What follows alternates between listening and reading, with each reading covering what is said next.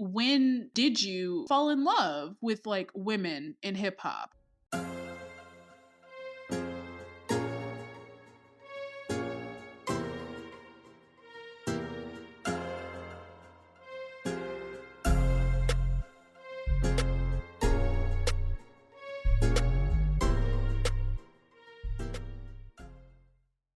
And that song that you just heard was Expensive by Maya the Dawn. Yeah. And this is your pick. So tell me like what drew you to this song. This wasn't my pick. Yes, it was. Was it? Yes. You said this like 2 episodes ago you wanted this to be the pick. And really? then I said I chose one for the next episode, but for the following episode, this can be the... Oh, wait, you don't remember? I don't remember it. I was like, oh, I hadn't heard this song before, but like, Wait. Okay, let me go.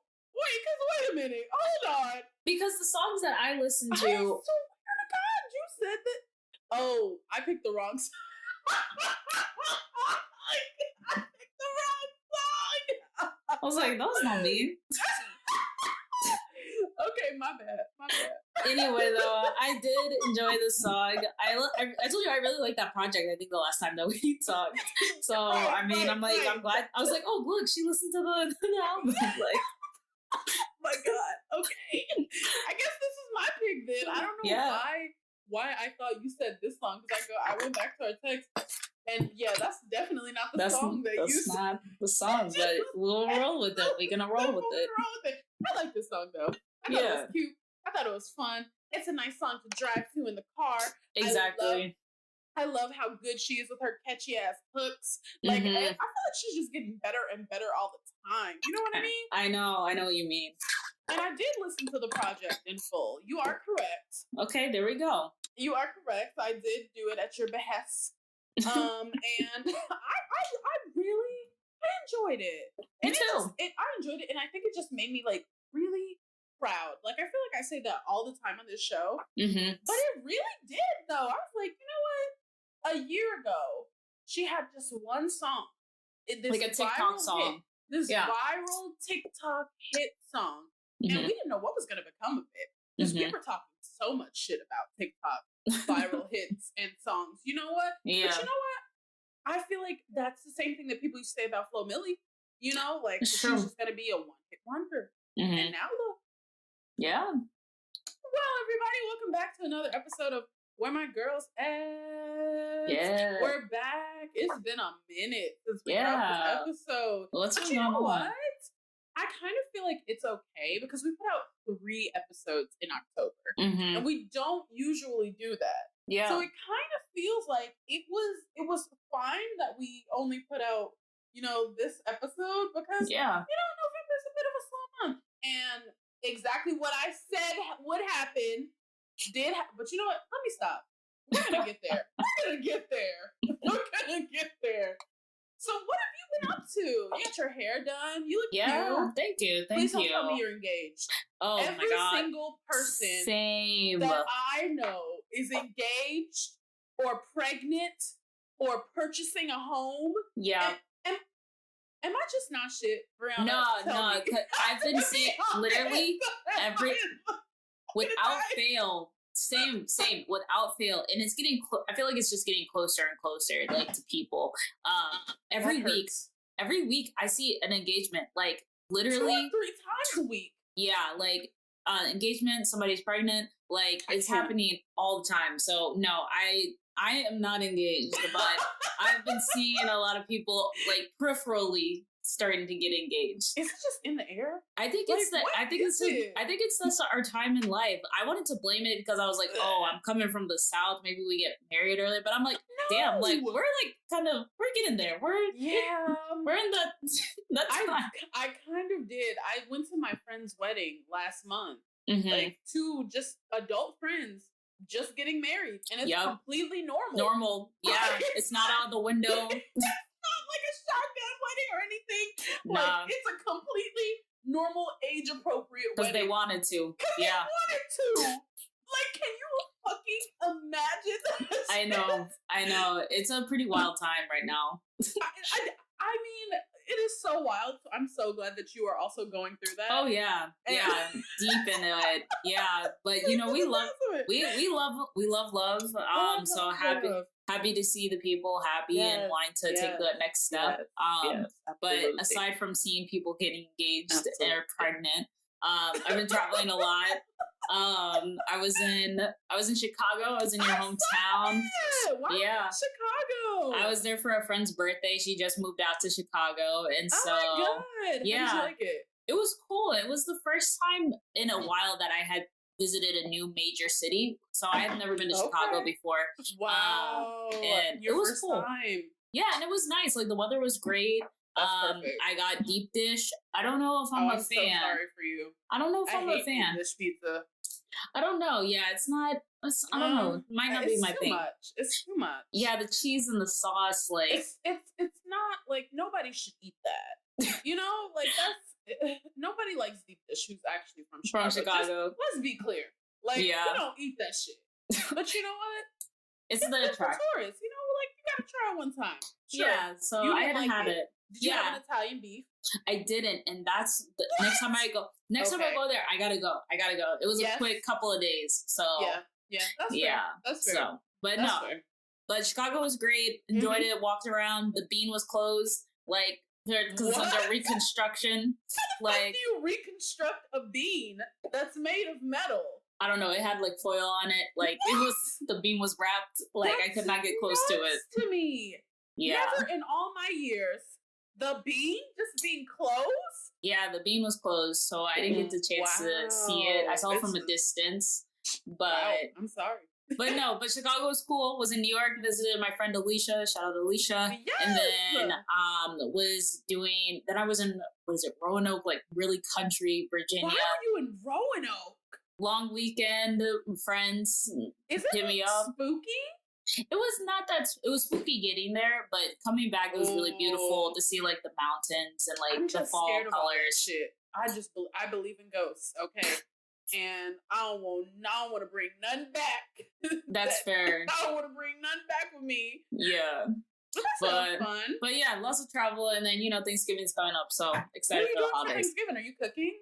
I'm cooking some things, but my sister is the head chef of this all, so. I'm just going where she's directing me, but I think we're going to make an apple sidecar, an apple cider sidecar as a cocktail drink. So that's going to be my contribution to this. Ooh, wait, send me that recipe. I got you. That sounds delicious. Yeah. And I'm actually, for the first time in a couple of years, I'm not cooking. Oh. I'm not cooking. I'm going to Atlanta with my family. Nice. So I'm gonna just get to eat, and maybe I'll make that cocktail. You send that to me, and I might make them a nice cocktail, so I can feel like I'm an adult contributed to something, and not still sitting at the kids' table. Right? You gotta graduate. I gotta do a little something. You know what I mean? What about you? How are you? What's going on with you? Oh my God, I've been really busy. Just working and going to a lot of concerts. I've been going to so many concerts. Okay, so first I went to Flo Millie's You Still Here Ho tour. Saw her and Maya the Dime. Nice. Flo Millie, of course, just ate. I mean, just showed the fuck up and showed out. The way that she has crowd control, it's she puts you in a trance up there. She looked stunning. Let me stop and say that she looked amazing. Her outfit was a little bit basic, I wasn't really feeling it, but it doesn't matter because she ate that. She gave, but the whole fucking place rapping every song, word I love for that. fucking word. She people just really fuck with her, and I love her. We love her. We know why. But when you see her live, you're like, oh, I really do get it. I love that. She got hits that still like grits, okay? She really do. But what I was so surprised by? Maya the Dawn. Maya the Dawn opened up for her. Yeah. And she did a phenomenal job. Really? She had incredible breath control. An incredible presence up there. She was interacting with the crowd. It was her first ever show her first time performing in LA. And I was a little jealous because this was like the only show she didn't throw a Hellfire bag into the audience at. But you know what? I'm not mad at it. But she did such a good job. Her set list was like, I really liked what she did and how she did it. I really loved the energy and the connection that she had like with her DJ. Yeah. My only issue, and it's not even her issue with her performance, because she looked phenomenal. But oh my God, I was so distracted by her costume because it was so ill fitted. Like her titties looked like they were about to pop out. I could see her Spanx. No. And it's not her fault. Like, it's not her fault at all. Because when you think about like costuming or dressing someone for a live performance, you got to think about it like engineering, you know? Like it's not like regular. You can't just wear regular clothes, you know? You gotta approach it like how I feel like people who work for Beyonce approach her live performance like outfits, you know? Like she's out there and she's working, putting on a show, and they make sure that it's like engineered properly so that she is covered, so that we don't have any slips, so that she can do her damn thing and she don't have to worry about her clothes not fitting correctly. And I think too about Lizzo and the way that, you know, she's also a bigger girl and a performer, but you see Lizzo in all these costumes and none of it ever looks like out of place. Now, obviously those are much bigger budgets than Maya the Don has access to, but I was so upset that someone would let her come out on stage knowing, not even just knowing, but seeing the way the costume was fitting. And I just want someone to like step in, you know, and she's gonna get bigger and she's gonna, you know, perform on bigger stages for bigger audiences. She needs to be properly costumed because she was doing choreography. Okay? Oh yeah. She was doing choreography, like, and she was hitting that shit too. Ooh. But the costume was so distracting. Besides that, it was a phenomenal performance. Let me just say that. And then I saw Doja at the Scarlet Tour. Oh, how was that? Yeah, so Doechii opened for her, and I was so I feel like I'm just like, my brain is rotted from going to concerts, getting there at the start time, then waiting like an hour and a half. Oh my gosh, yeah. You know what I mean, right? Like, you wait like an hour before the opening act comes out. Right. No, they said it started at 7:45. Doechii came out at 7:46. Okay. She said, I got somewhere to be. Okay. Nice. Phenomenal. I mean, absolutely phenomenal. In an arena, like, and sure, it wasn't full because, no, you're not there. He's not there to see the opener. That bitch is fine as hell. Like, oh my God. The ass on that woman. I mean, she was throwing that shit. And just like the way she reminds me of Kendrick in this way.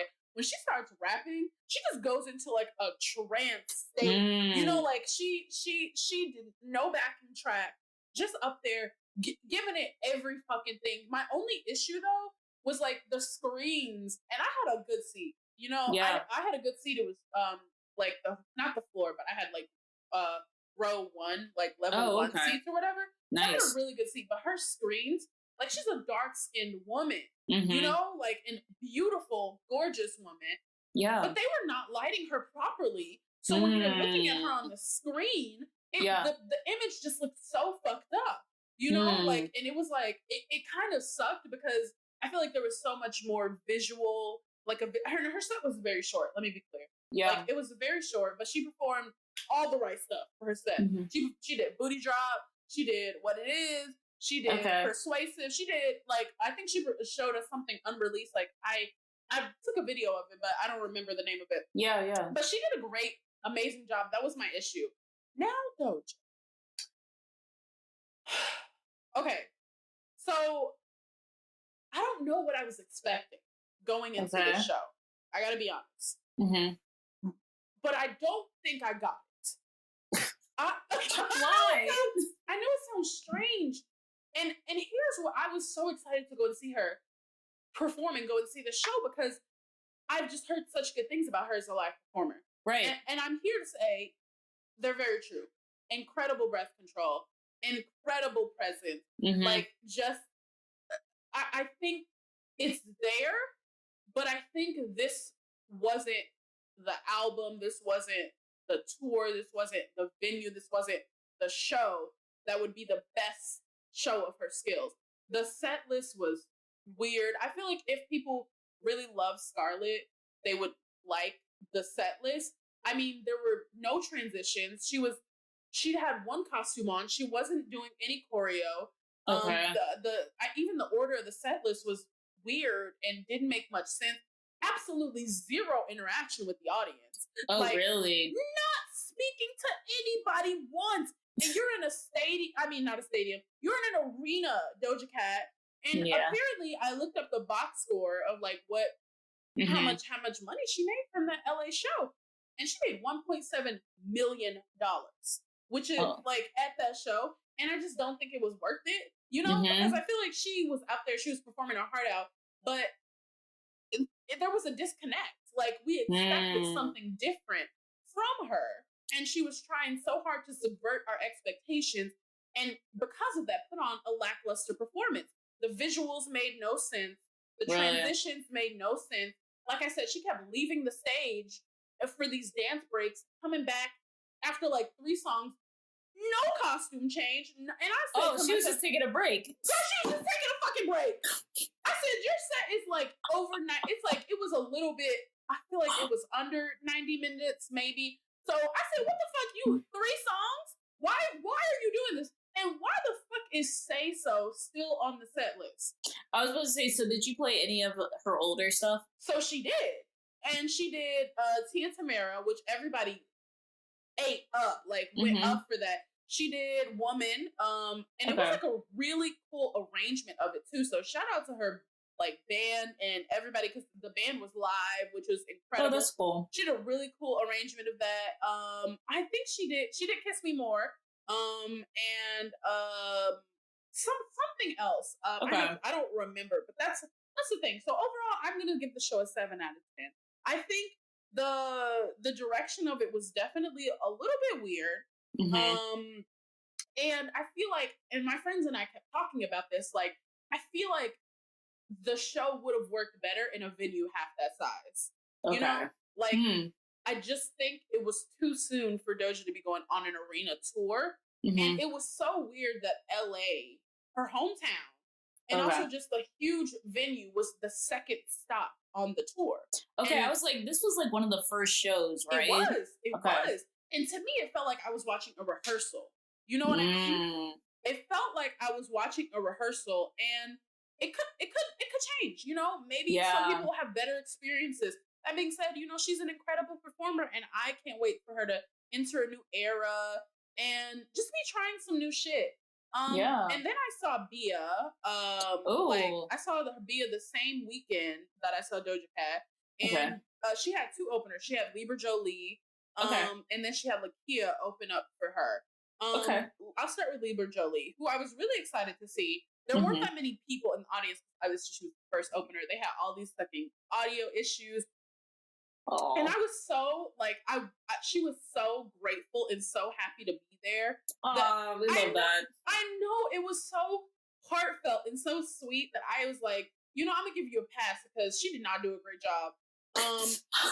The backing track was so loud, I could not hear her rapping. Like, some of the times. And I know they said they were having audio issues. They told us that before the show. Whatever, fine.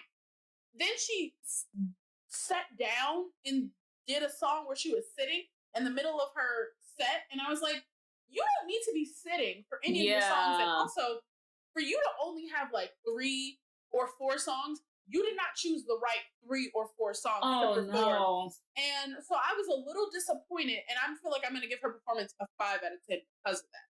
Dang. But it was only her first tour, okay? This is her first time doing that. She was grateful to be there. She was kind. You know, she invited some people up on stage to twerk. And of course, 2 gays went up there and twerked. And it was a great time. She looked beautiful. I just think she has a lot of work to do. Now Lakia, our girl. I mean, she don't play no games. That bitch rap for real. Okay. Nice. And that bitch rap for real. Now my issue too was her backing track was too loud as well, but she didn't need it. She didn't need it to be too loud. I was so mad. She was up there, and I mean, just looking incredible, and like engaging with the audience, and then she had a twerk contest, and this black girl won it, and she gave her a stack. And she gave her $1,000. Just handed it to her on stage. Women supporting women. Just handed it to her on fucking stage. That is so great. And then Bia. Let's talk about Bia, who was the main event. So I say I would give Lakia like a 7.5, 8 out of 10. I was really mad because they cut her set short. She went over her time, and they cut the music off on her. And she went over her time, and they just said that's enough. That's enough. Shut it down, like legit, shut it down. Cut the music off. And then Bia came out, and I mean, she came out with like a vengeance, you know? Yeah. Like, I was deeply shocked to see her with so much energy, so much enthusiasm, doing full choreography, had all these guests out on stage. I had the time of my life watching Bia perform.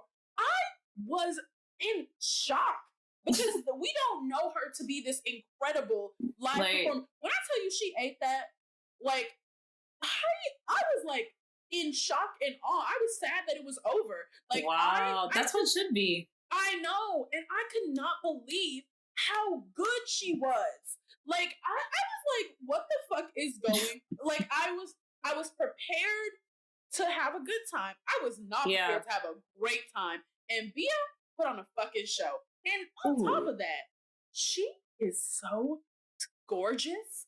Like, face 8. I mean, whoever beat her face, I mean, that shit did not move. She looked stunning up there.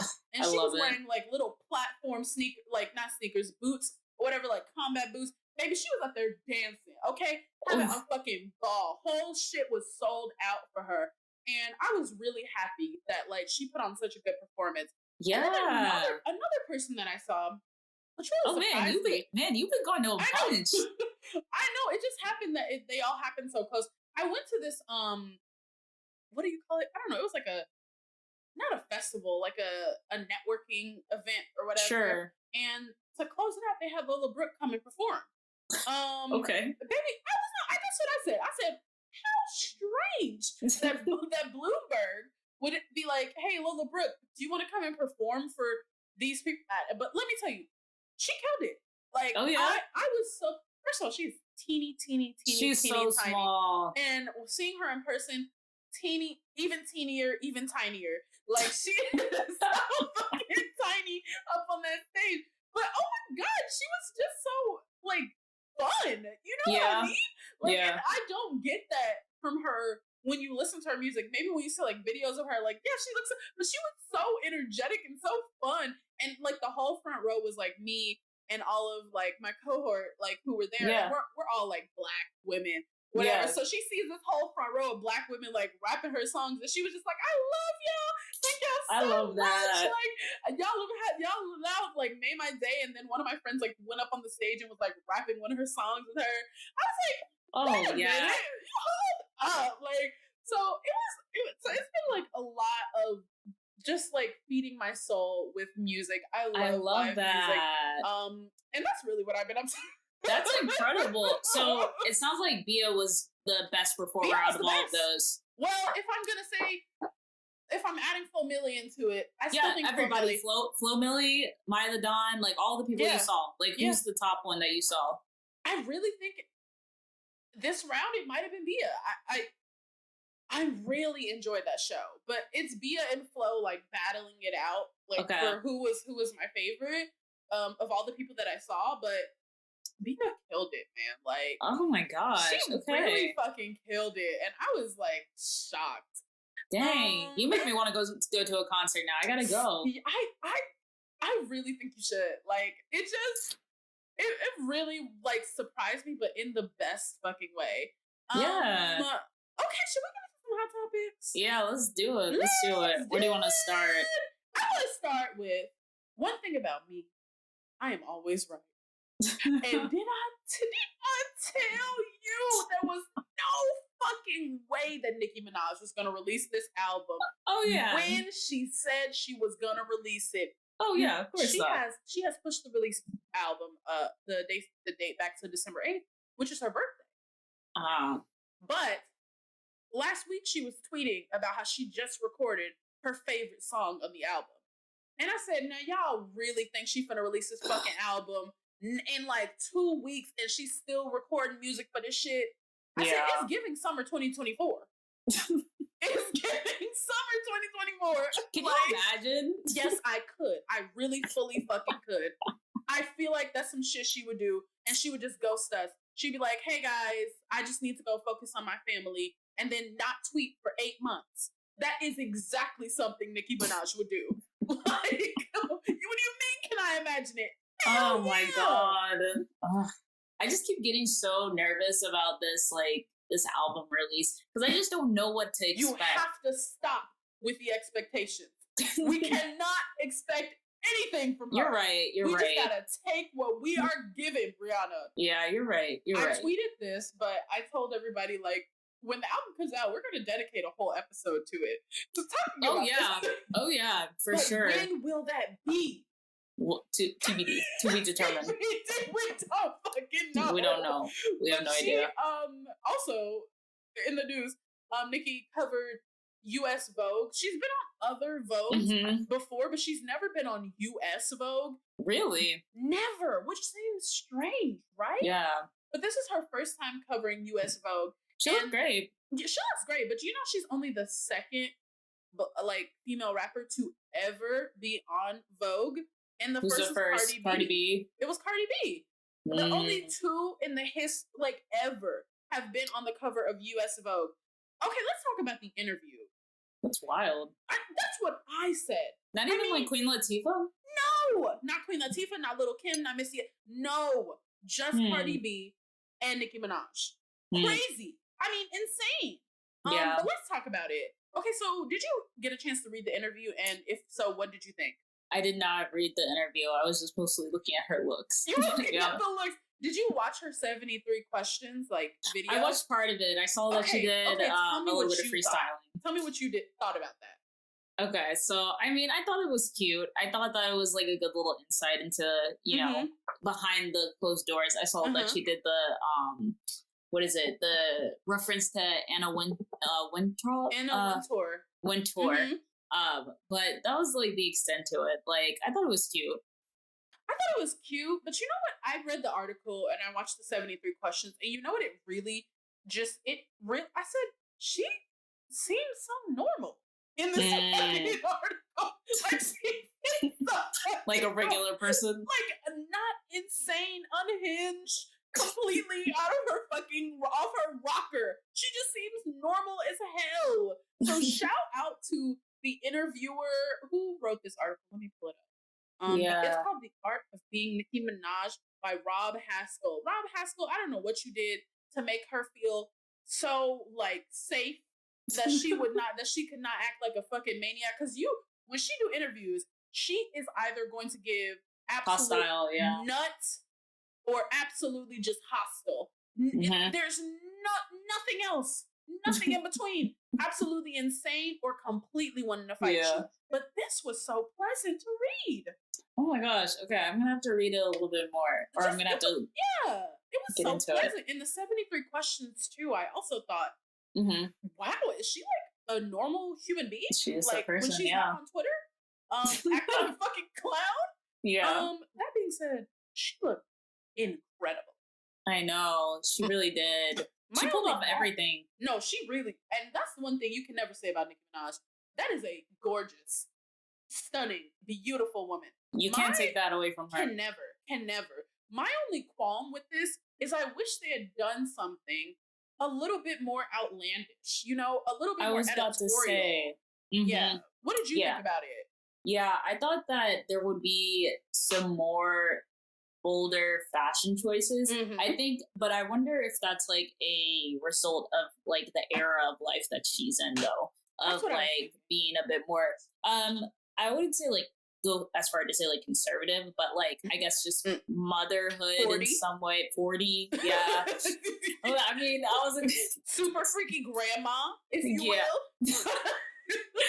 So I think but I would have liked to see like a more bolder choice, like like not what she did back in the day, but something that's still tasteful, you know? I think there should have been an ode to that. If the whole premise of this is talking about Pink Friday 2, we can do a mature version of an editorial that is Pink Friday-ish. And I think had they gone out of the box with their creative like direction with this, it could have been something like that, and it still could have been just as tasteful. It could have been super high fashion. Like I'm talking, she could be doing like pulling like, and Nicki Minaj like the fashion, they love her. Like fashion, the fashion world loves her. I'm talking, she could be pulling like some like vintage Alexander McQueen, some fucking Jean Paul Gaultier. Like she could be pulling some like really fun, crazy vintage looks for this that would be like high fashion, but also like a little kooky. Because like honestly, that's what we want when we're like talking about it. So I was a little bit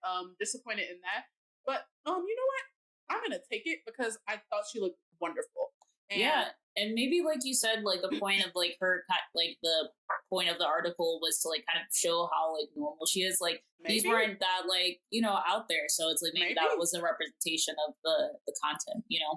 And you know what? I'll take it. Okay, so the next thing, Cardi B and Patti LaBelle have teamed up for Whip Shot, for a Whip Shots collab, which is Cardi B's company. And Patti LaBelle famously has her patty pies. Have you ever had a patty pie? I think so. I think so. Okay. You?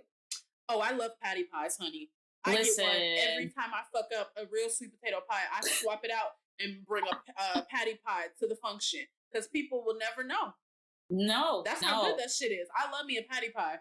And she looks incredible too. Don't she? Like she's like late 70s. Baby, at least. Woo! Her mother is looking well. Okay, baby, hair is laid. And she be in the kitchen whipping. Like, cooking up. Okay, so not only is she beat and laid for the guy, but she in the kitchen with grandma elbows, you know, whipping some shit up. She's doing directly after. But can we talk about this collab? Like, I love women getting to a bag. This is incredible. Like, I don't know who at Walmart was like, you know what? We need to get these two. Because like it's genius. It's great marketing. Absolutely. Like, you know, because I think Cardi B had already started to do like some advertisements for Walmart already. So I think this is just perfect for Walmart, or for her expanding her brand, and especially with the whip shots and everything, it being more commercially accessible. Yeah. So absolutely. I think it's great. It was perfect timing. Absolutely perfect timing. And now I have something to do. I will be, because I've never bought whip shots because I'm not a whipped cream person. Okay. I just couldn't find them because they weren't in like the liquor stores that were near me. Oh, have you tried Issa Rae's new Prosecco? No, okay. But I haven't want tried to that either because it's sold out like at all the Targets near me. Okay, so I'm going on a mission. Okay, I'm gonna get me a patty pie, some whip shots, and some Issa Rae Prosecco. And I'm going to you gotta do a review. I gotta do a review, and this is what I'm gonna make it happen. But you know what? One thing about Cardi B, she's gonna get a bag. She's going to get to that shit. Okay. So Missy Elliott was inducted into the Rock and Roll Hall of Fame, and it was Queen Latifah who is going to be getting what do you call it? A Presidential Medal of Freedom or the Kennedy Center Honor. Later this year. She's going to get one of those later this year. And it was Queen Latifah who inducted her to this honor. And like, love that. What more do you say about two women that we have not already said? Right. But it was just so like watching her give that speech and just like how revered this woman is. How revered these women are. Even still today. Missy Elliott and Queen Latifah, you speak those names and it's like their legacy, their work speaks for itself. It follows them everywhere. I thought, how beautiful. It's very poetic, very poetic. Very poetic. Yeah. yeah, that's all I had to say. I mean, obviously Missy ate that performance, but I just was like, that's just so beautiful, and I just will never stop thinking like how brilliant a person, how incredibly talented and brilliant, and just so humble, you know? Like, what an incredible person. Okay, rap shit is back. Finally, did you watch the first 2 episodes? I haven't. I went out of town, but I saw all of them. Stay your ass home, okay? I know. I've been, you know what? I've been out too many weekends in a row that like I should really be. Stay your ass at home, okay? No, I'm gonna watch rap shit though. I was seeing some of the memes on Twitter. They were like, "Oh, seduce and scheme season 2," and I was like, "That's exactly what my sister and I call this show." Yes, seduce and scheme. Oh my god. It is really, I like the first 2 episodes. Yeah. And we can talk more about it in our next episode once you have had a chance to look at it. But basically, like, you know, they've gone on tour. Yep. And they like are not fucking with each other right now. Not fucking with each other. And let me tell you, rightfully so. Yeah. Because, Shauna, no, she was wrong as hell for that. She was wrong as hell for that shit. And I have not forgiven her. Yet. I'm real glad her boyfriend clowned her like that on Instagram Live. That was bad. Even though I do not support that. I do not support that. In real life. But she needed it. So no, but it's like I'm really excited that it's back. And I feel like we just have to go into overdrive. Like talking about this show, promoting it because like they couldn't do it because of the strike. Right. Like, they couldn't promote it, and the show premiered, and I feel like, you know, like I've been seeing things about it only because I'm getting targeted ads because I'm talking about we're it in that atmosphere, When I'm outside of the atmosphere, I'm like, is anybody talking about the show? Is anybody watching the show? Like, we cannot have the show get canceled because they couldn't promote because of the strike, you know, because of the 2 strikes, actually. Right. Yeah, it was like both of them. Yeah. Hopefully, you know, we can continue to elevate them because, I feel like, especially with all these, you know, networks starting to become like conglomerates, right? Yep. Like I heard, is it Hulu and Disney are like combining? I'm like, can we just? They're about to raise their prices too. 100%. And I'm not gonna be able to, I can't afford any more. You gotta choose. Please stop raising prices. Oh my god. I know. So it's like, we gotta keep it alive. So when it comes to the chopping board, you know.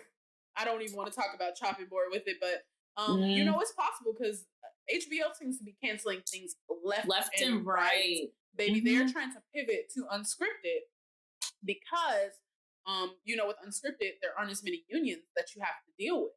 And there are lots of ways around paying people to do the jobs that you should be paying people to do when it comes to unscripted.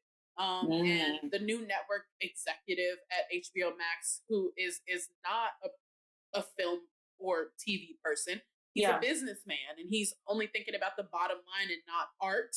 And that's never been what HBO's been about. So it kind of, you know, it sucks, but I don't want to speak into existence that might happen. So everybody, make sure you are watching rap shit.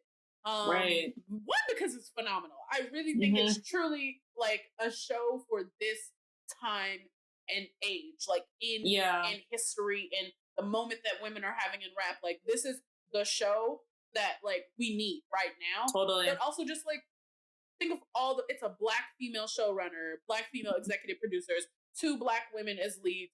How often do we get something like that? You know? Exactly.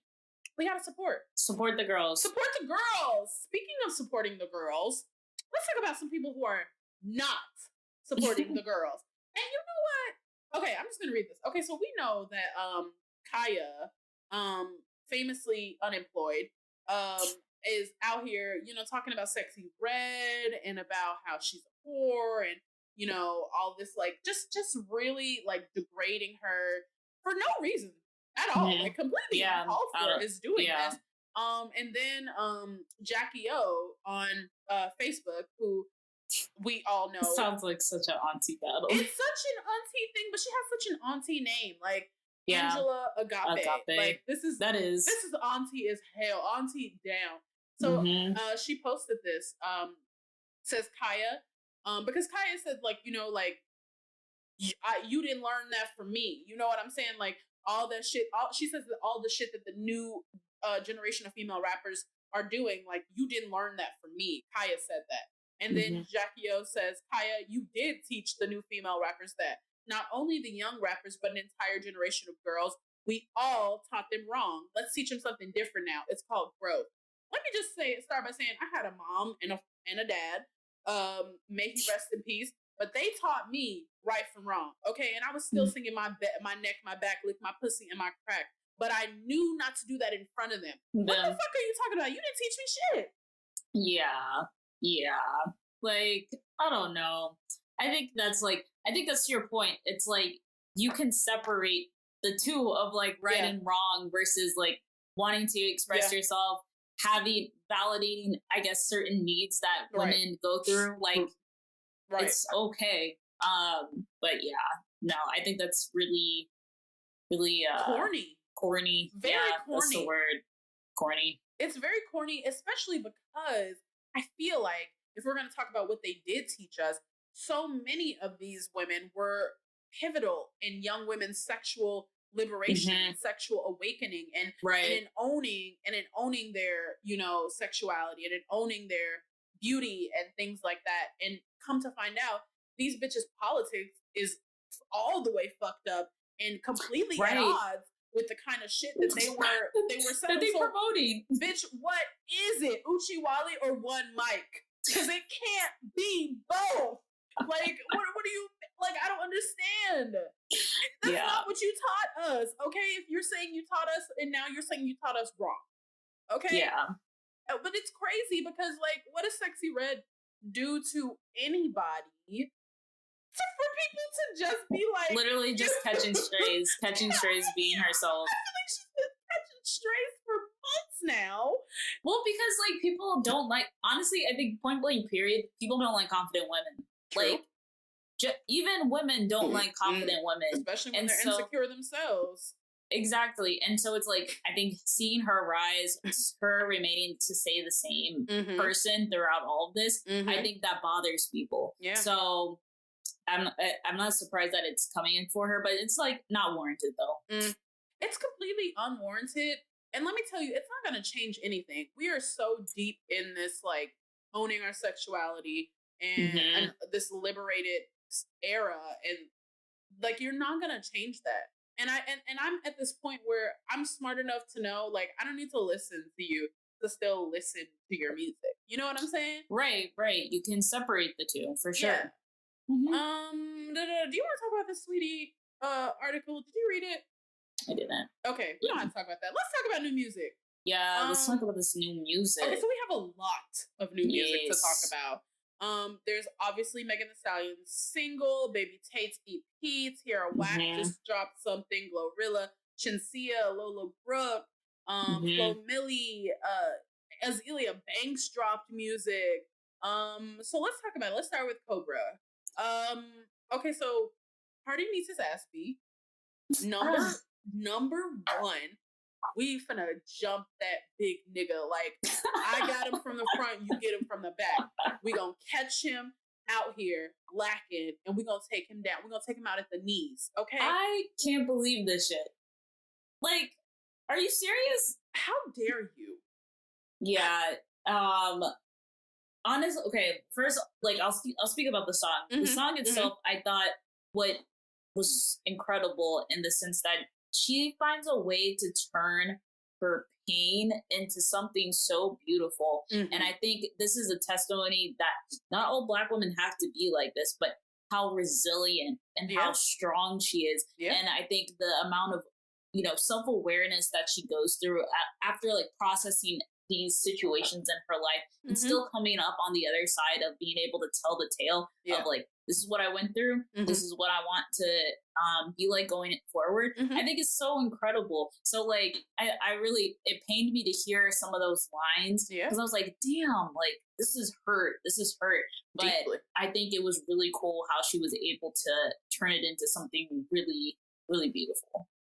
I agree with everything. I thought the video was also stunning. So much symbolism in all of the imagery. and I'm excited for what's to come next. But my God, it is heartbreaking to hear some of this shit. You know, like, especially when she's talking about, like, you know, she said something like, I'd be up late night thinking probably why I always end up drinking. You know, like, yeah, substance abuse can be, or like alcohol abuse. I get it, you know, like, and it's rough. And her dealing with all these suicidal thoughts and like really wondering like, why am I here? What do I have left to offer? And it sucks for a person who has so much to offer, you know? So it was heartbreaking to hear this, but I'm really happy she got it off her chest and said it in the way that she wanted, in her time and in her own way. And as an independent artist too, like finally cut ties with that whack ass label. I wish them the absolute worst. And I wish her nothing but the absolute best. But yeah, I agree. I agree with everything you said. I thought it was phenomenal, but I just can't get past how heartbreaking it is. I know. It was just like, I'm like, yeah, I like the song, but damn, like, right? Like, but yeah, like you said, I really like the symbolism too of like a cobra. Yeah. And okay, so did you peep at the end of the music video? The cobra is like going by a couple of eggs, and they're starting to hatch. So what do you think that means? I mean, clearly it's new music, but when could that be?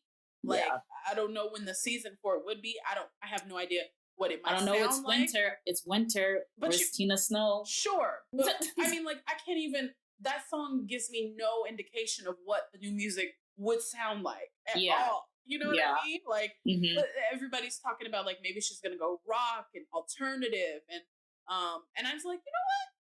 I can see that. And I might fuck with that. I might fuck with that a little bit, you know?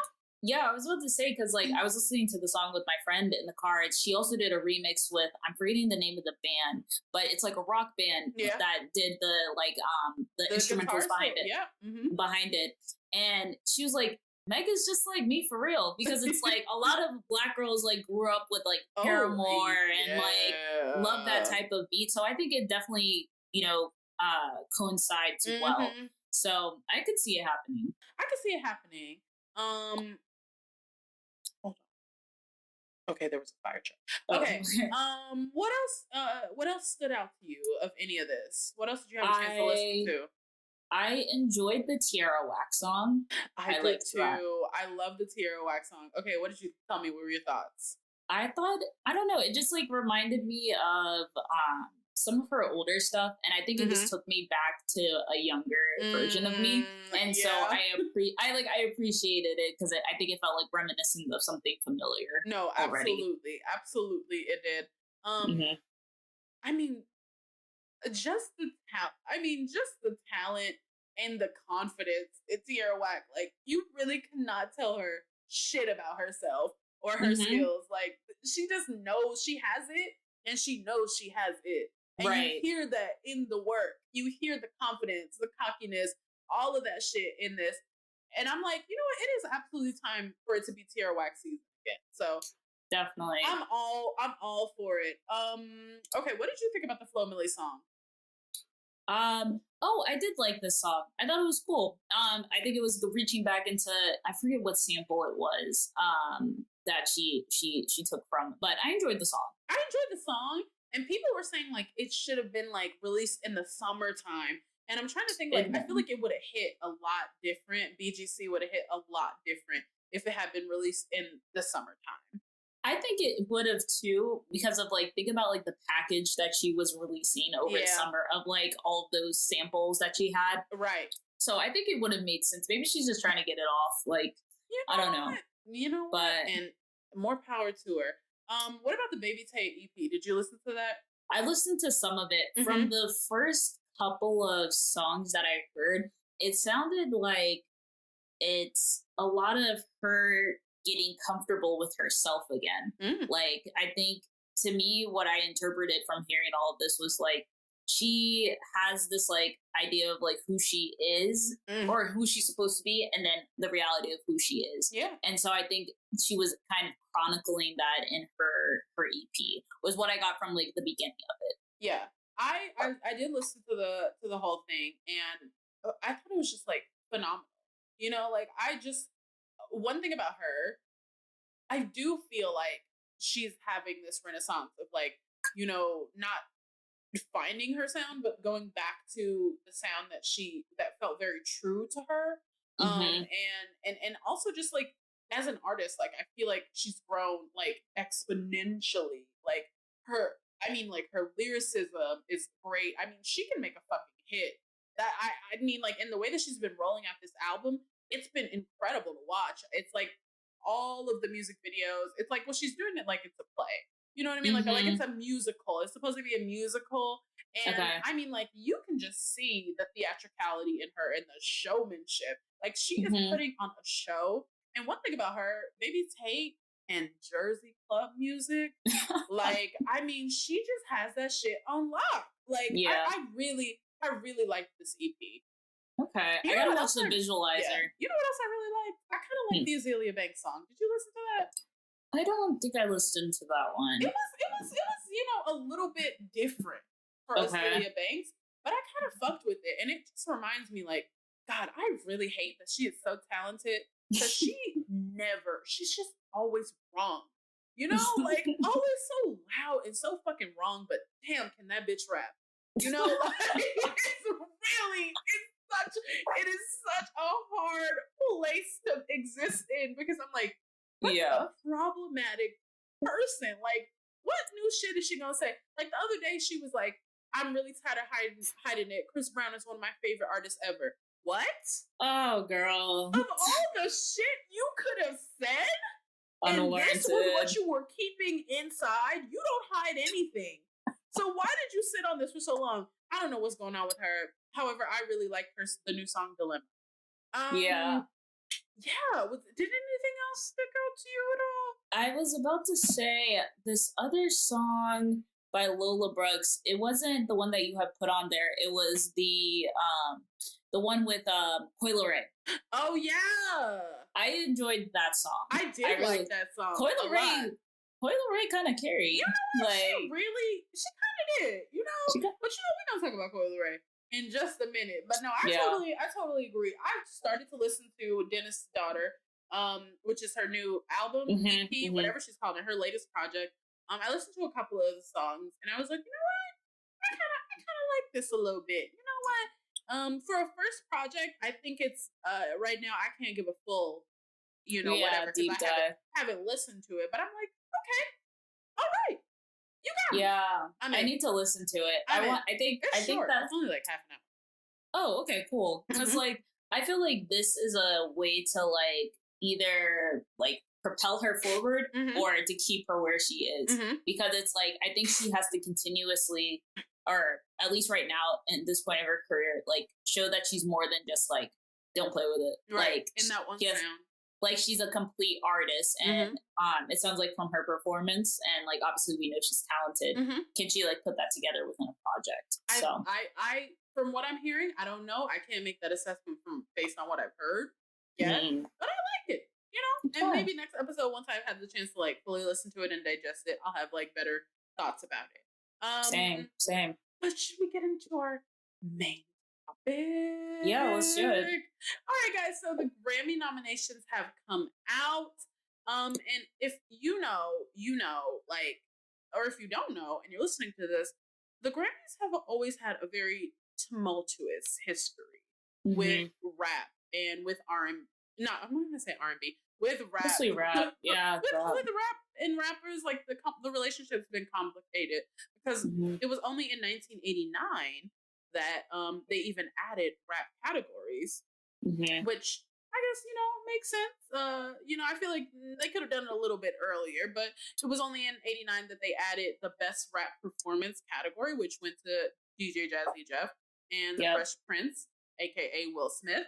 And it expanded, so now that the rap category has 4 categories, and believe me, there were more at one point, but those got taken away. So now it's best rap album, best rap song collaboration, best rap song, and best rap performance. Now the 2024 Grammy nominations came out, and for the album of the year, song of the year, record of the year, no rap in those categories at all. Completely shut out of those categories this year, which is, you know, kind of insane to me. But thinking about, like, over the years, like, rappers have boycotted, like Jay-Z and Busta Rhymes and like other rappers have boycotted. There was a time in history when there was a best female rap category at the Grammys, but they only ran it for 2 years, and Missy Elliott won it both years. And I just kept thinking to myself, this would have been the year to bring that back. Totally. You know? And I think about all the times that like women have been snubbed, but just in general, the way that rap has been snubbed, like Lauryn Hill and Outkast are the Miseducation of Lauryn Hill and the Speaker Box, The Love Below, the only, in the entire history of the Grammys, those are the only times that rap albums have ever won Album of the Year. And Taylor Swift has more Album of the Year awards than that.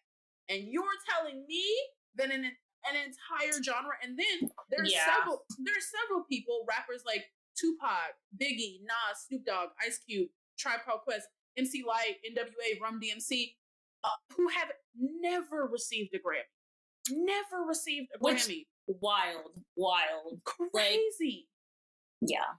So it's interesting because we're talking about it in this being like the 50th year of hip hop and it being like a major milestone. And when it comes to award shows, if it's not specifically curated for like rap or urban Black music, a lot of times I feel like we're being shut out of these award shows, and like the value is not there. Like people don't value it. They don't see the value. I remember once I was watching, and this isn't exactly pertaining to rap, but I was watching the 2016 Grammys with, you know, some friends from college who were white. And then when Adele won Album of the Year over Beyonce, I was so visibly upset. And then somebody said, why would you be upset about that? Like, that's an album just about her husband cheating on her. And I said, what? Come on. It's crazy. But think about that. And think about how when every year they do those anonymous voters giving their opinions and how they'll be like, you know, we really don't want to award them this or that because they have too many awards or because they're trying to subvert all the categories by doing this or that. Have you ever thought that Black artists are just versatile, you know? But I want to know, like, because we read this piece about the Grammy nominations and the history with the Grammys. And this piece is actually dated. This is from like 2017, and not much has changed since this piece, let's be clear. But, you know, a little bit has. So tell me, what are your thoughts like on the Grammys now, post all of this? Yeah, I think it's like similar to your thoughts. I think that Black artists, specifically within like rap, have not always been given the same, have not been weighted the same, I would say, as other categories within the Grammys. And because of that, like you said, like folks, this isn't a new thing that people have started to boycott the Grammys because it's like, if you're not going to appreciate my artistry, then it's like, this forum isn't for me. Yeah. And so I think that like, that's why there was so much like importance placed on like the BET Awards or like, you know, other award shows that allow us to have the space to flourish, like maybe even the MTV Awards, whatnot. But I feel like not much has changed. I think that it's unfortunate because I think the mechanisms in which to influence change is like by having a seat at the table. Exactly. And unfortunately, like a lot of the decision makers are not people who I think have grown up with like rap music embedded in them or been able to have the same type of appreciation that the people who consume it do. So I say a lot of that to say that I don't think much has changed. But I'm hoping that it's like we can continue to, I hope artists continue to bring awareness to this over time. No, I agree 100%. And it sucks because every year you hear about them like adding, you know, who they've added to the Academy or whoever is on the voting board of the Grammy, and they're like, oh, these people are like eligible to cast their votes now. But there's something that feels a little bit more sinister about how the winners are actually and the nominees are actually chosen. And I honestly don't have that much faith and how honest they're being about what goes into the process of this whole thing. And I just think like we have evolved past the point of needing the Grammys, you know, but it is still always a big debate, especially on social media every year. So let's talk about it. Let's talk about the nomination. So for Best New Artist, Ice Spice is nominated, which we knew was a given. But let's look at who else is nominated. Coco Jones is nominated. Gracie Abrams, Fred Again, Jelly Roll, Noah Khan, Victoria Monet, The War and Treaty. Why is Victoria Monet considered a new artist? You know, but they do that. You know, that's the thing. It's I don't know how that. Yeah, like what qualifies them to be a new artist? Because she's been around. Okay, for a minute. Ice Spice is not going to win that. However, I do think she deserved the nomination. You know, it would have been nice to also see Coi Leray in that category. Like, you think so? I do. I really do. And so then let's move on. Let's talk about best rap performance. So you have Baby Keem featuring Kendrick Lamar, The Hillbillies, Black Thought, Love Letter, Coi Leray, Players, Drake and 21 Savage, Rich Flex, and Killer Mike, Andre 3000, Future, and Aaron Allen Kane, Scientists and Engineers. And here's my thought. Coi Leray absolutely deserved this nomination. Absolutely deserved this nomination. It could have been many more women because the rest of these feel like filler nominations, you know? Low-key, actually, yeah. I feel like the rap categories this year all feel very filler as far as nominations go. Best melodic rap performance, Burna Boy featuring 21 Savage, Sitting on Top of the World, Doja Cat, Attention, and she's going to win. Drake and 21 Savage, Spin About You, Lil Durk featuring J. Cole, All My Life. They might win. And SZA, Low. That's a sneak. So. Like, what do you mean? What do you mean? That's true. What do you mean by that? Of all we could have done, now I get it. You know, SZA deserves. SZA works hard. That album, I'm still listening to it. Definitely. But that was a bit of a sneak. That's true. That's true. A bit of a sneak in there. Okay, so best rap song. Again, Doja Cat, Attention, Drake, 21 Savage, Rich Flex, Killer Mike, Andre 3000, Future, Aaron Allen Kane, Scientists and Engineers, Lil Uzi Vert, Just Wanna Rock, and Nicki Minaj and Ice Spice featuring Aqua, Barbie World from the Barbie album. And I knew this was going to be one of the nominations. And I knew the only way that Nicki would get nominated was if she did a song with Ice Spice. I knew that was the only way she was going to get nominated. That being said, why the fuck is Tomorrow 2 not nominated? I mean, I agree about it. Why is it not nominated? That's so true. And then how is Doja Cat nominated for Best Rap Song for Attention, but then Best Pop Song for Paint the Town Red? Which is it? Yeah. Okay, so Best Rap Album, not one woman nominated, even though I feel like several were like eligible. Like I feel like they could have been like a lot of them could have been eligible. We have Drake and 21 Savage, Her Loss, Killer Mike, Michael, Metro Boomin, Heroes and Villains, and I think he might win it. Nas, King's Disease 3, and Travis Scott, Utopia. I have lots of thoughts about Travis Scott. I won't say them here. I hope Utopia doesn't. I hope it doesn't win just because I really don't. Travis Scott to me just feels like all show and no substance. You know, when it comes to his music, I don't enjoy it, but that's it. That's the whole of it. That's all we got this year. Yeah. During the 50th year of hip hop celebration anniversary year, that's it. That's it. Yeah. Jeez. It's crazy, right?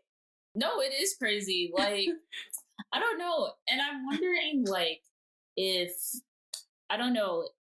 like, especially rappers have a way of weighting their success differently now because of this.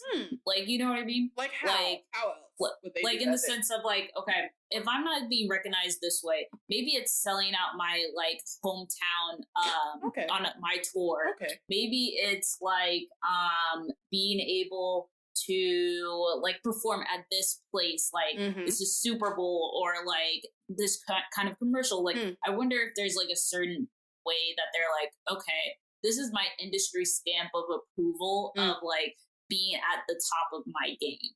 And I'm wondering if, and it's probably different for everyone at each individual level, but I'm sure that's something that has to be considered, because it's like, I think it was, who was saying this? I think it was Eminem.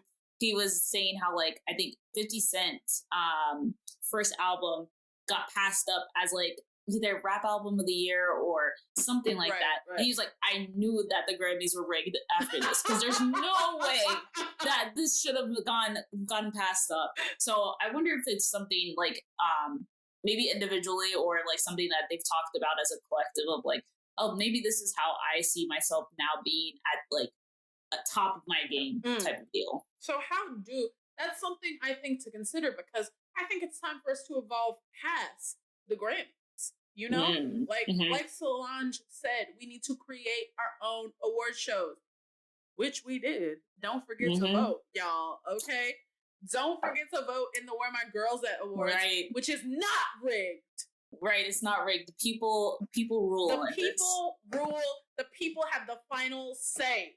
Okay, right. But every year, you know, I feel like I'm thinking, okay, this is going to be the year where they like come to their senses, and we really celebrate Black artistry, and we really like value it, and then they'll give us like a couple little crumbs, right? But that one big thing they know we deserve, they'll hold it, and they won't give it to us, and they won't give it to us. So what would it look like for like a whole hip hop award show? Is it an award show, or are we evolving past like that? Like what, you know, like what's the recognition? I don't know if there's the need to evolve past award shows completely, because you know what, there is that aspect of like, yeah, I want to celebrate myself, and I want to have this trophy to show I really did that shit, you know. And I don't blame that on anybody for wanting that. That's not vain at all, you know. I think we all deserve that, but we have to decenter these like archaic, you know, institutions that have been in power for too long. Like, it's time for a changing of the whatever, you know. It's time. It's time for us to pass the torch, and somebody else has to create something that's going to be the next big thing, that then in 20 years we're going to be complaining about that being too old school again.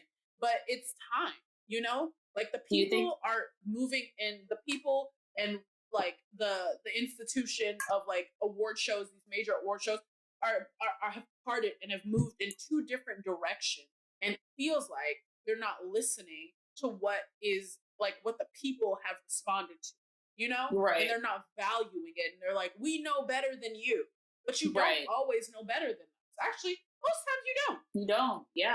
Yeah. I'm wondering, do you think the attempt of trying to not nix the Grammys all the way, but to move away from it, is like what Spotify has been doing? Like, in terms of like top streamers of like the year, like the rap list. Like, do you think that's probably like the evolution of this? You know what I mean? I think they're trying to replace them for sure. Yeah. I think they're trying to replace them 100%. You know, but even that, there needs to be a little bit more of us in the process and involved in that, you know. But it's like, I feel like all of media, you know, is dying right now. Like, all of these old media institutions are shutting their doors. Everybody's bankrupt. You know, ain't nobody got no money. We're going through a recession.